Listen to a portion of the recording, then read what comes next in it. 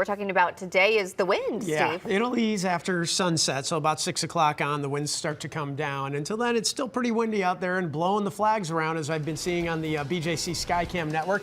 At the center of your picture is the flag out by SLU High School at the baseball field. Makes you think about baseball, too, now, because it's so mild and warm, feels like spring. The wind's blowing in the warm air. It's 64 degrees right now.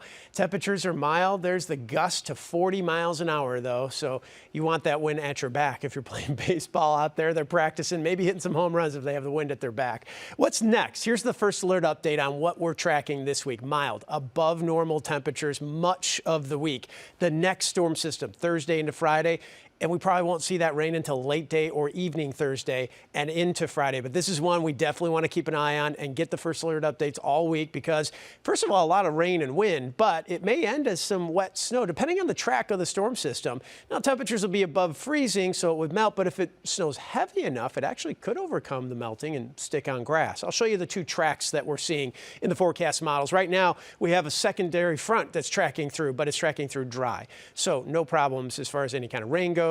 It'll make it a little bit cooler come tomorrow morning, but look, 40 degrees in the morning, the normal low is 32. We're still above normal, so it's a little cooler morning, but still nice, and it is dry. We don't have to deal with the rain or as much wind either. The winds will be out of the southeast around 5 to 15 miles per hour tomorrow, and we warm up nicely again, 54 degrees at noon. Partly cloudy in the morning, turning sunny later in the morning and afternoon. Normal highs 50, we're going to hit 61, and we're into the upper 50s by 8 o'clock for mild and dry evening. So 61 for the high.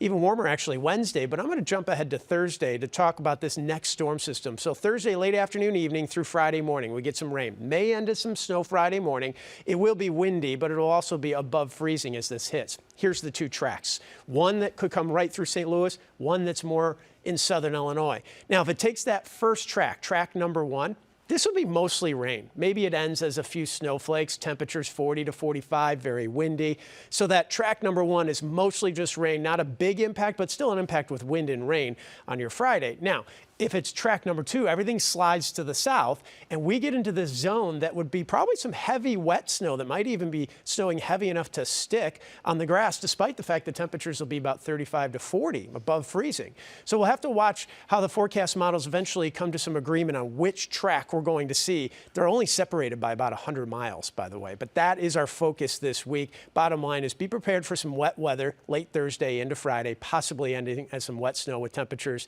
above freezing, though. So in the meantime, temperatures are nice. 61 Tuesday, 68 for Wednesday. Yeah, that's March 1st, 68 degrees, near 70.